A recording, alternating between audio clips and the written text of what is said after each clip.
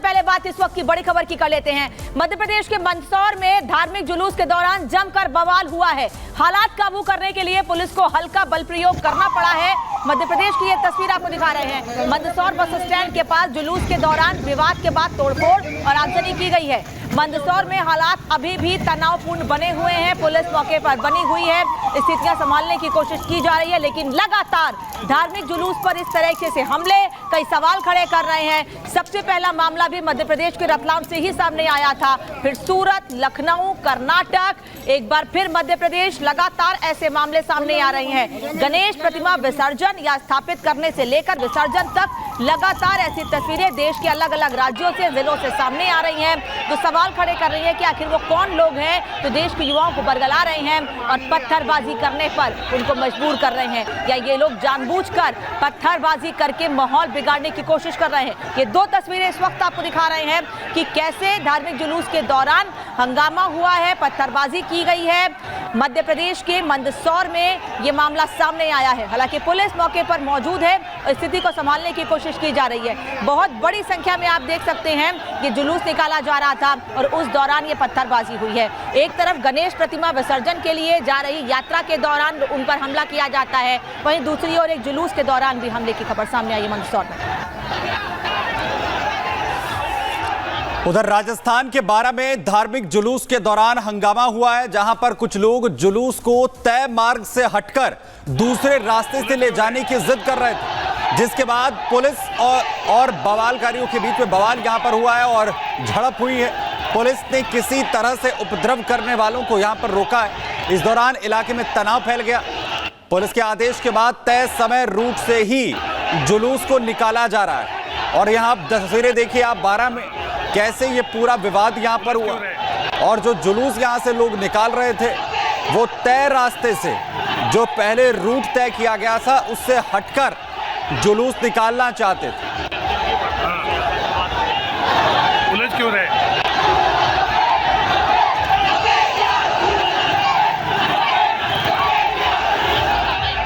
Police ने जब रोका तो कैसे हालात वहां पर तनावपूर्ण हो गए और इसके बाद पुलिस ने मजबूर किया कि जो रास्ता तय किया गया है उससे हटकर और तय समय के इतर जुलूस नहीं निकाला जा सकता।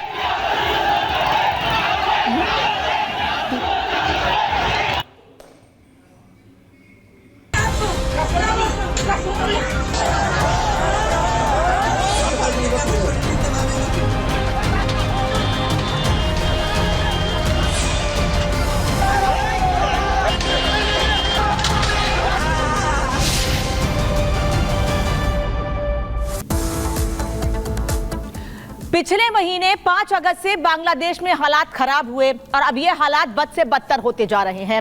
यूनुस सरकार को दरकिनार कर अब कट्टरपंथी ताकतें धीरे धीरे पूरे बांग्लादेश में अपने पैर पसार रही हैं, जिसका खामियाजा वहां रह रहे न केवल हिंदू बल्कि बांग्लादेशी लड़कियों को भी भुगतना पड़ रहा है, क्योंकि खुलेआम अब उनसे बुर्का और हिजाब नहीं पहनने को लेकर मारपीट की जा रही है। एक रिपोर्ट आपको दिखाते हैं कि बांग्लादेश में इस वक्त हो क्या रहा है।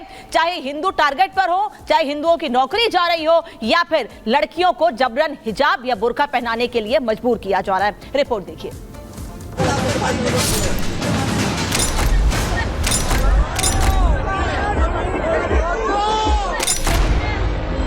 बांग्लादेश में कट्टरता, बुर्के को लेकर क्रूरता, डरावना चित्र, महिलाओं से मजहबी रक्त चरित्र, देश में बिगड़े हालात, क्या कर रही है यूनुस सरकार? बांग्लादेश अब कट्टरपंथी ताकतों की भेंट चढ़ चुका है। जहां पहले हिंदुओं को निशाना बनाया गया, उनके घरों में आग लगाई गई, उनकी आस्था पर हमला किया गया, हिंदू महिलाओं से बर्बरता की गई और अब खुद बांग्लादेशी लड़कियां इनके निशाने पर। खुलेआम इनसे सड़कों पर बुर्का नहीं पहनने को लेकर मारपीट की जा रही है, डंडे बरसाए जा रहे हैं, उठक बैठक लगवाई जा रही है। कट्टरपंथी इस कदर हावी हैं कि पूरा बांग्लादेश मजहबी कट्टरता की भट्टी में धधक रहा है और यूनुस सरकार अपनी आंखें मूंद कर इन ताकतों को खुली छूट दे रही है। साथ बांग्लादेश शरिया शासन के रास्ते पर चल पड़ा है और ये तस्वीरें भी इस बात की गवाही दे रही हैं, जहां सामान्य कपड़े पहनने पर बांग्लादेशी लड़कियों पर हमले हो रहे हैं। खुलेआम सड़कों पर कुछ लड़के एक लड़की को कट्टरता की सजा दे रहे हैं। बुर्का नहीं पहनने पर उठक बैठक करवाई जा रही है। हाथों में डंडा लिया युवक डंडे बरसा रहा है। बुरी तरह लड़कियों को मारा पीटा जा रहा है। हालात ऐसे हैं कि ना तो पुलिस सुनने को तैयार है और ना ही कोई इन लड़कियों को इंसाफ देने वाला।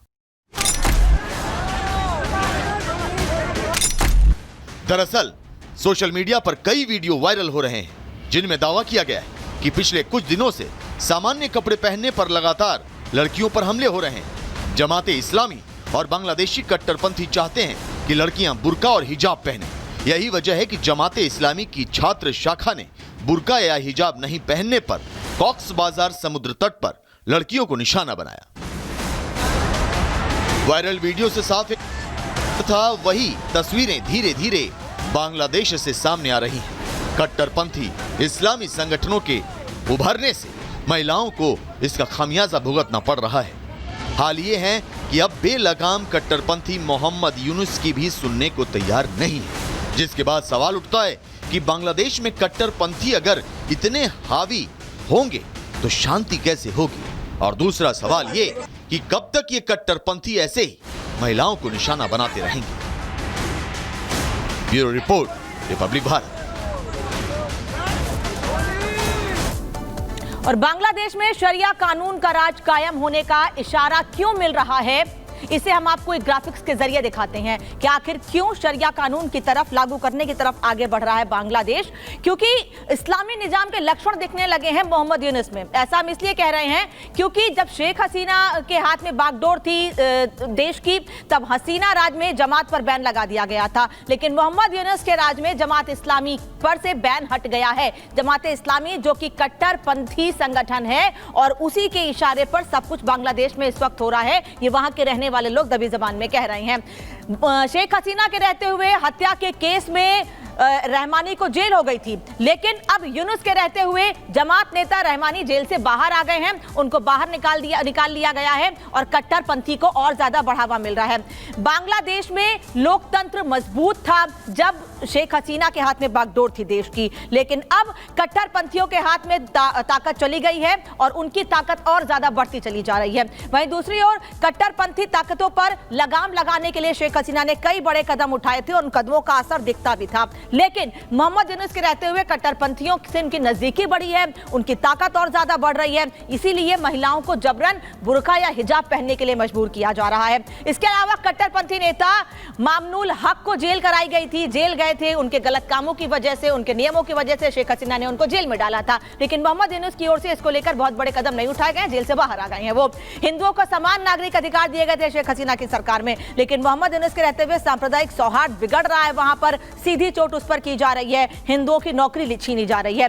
शेख हसीना ने तालिबानी शासन के खिलाफ कड़े कदम उठाए थे। वहीं दूसरी ओर इस्लामी निजाम की पैरोकारी कर रहे हैं। भले ही मोहम्मद यूनुस वहां हिंदुओं की रक्षा को लेकर हमारे देश के प्रधानमंत्री से बातचीत करते हो, लेकिन ऐसा फिलहाल दिख नहीं रहा है।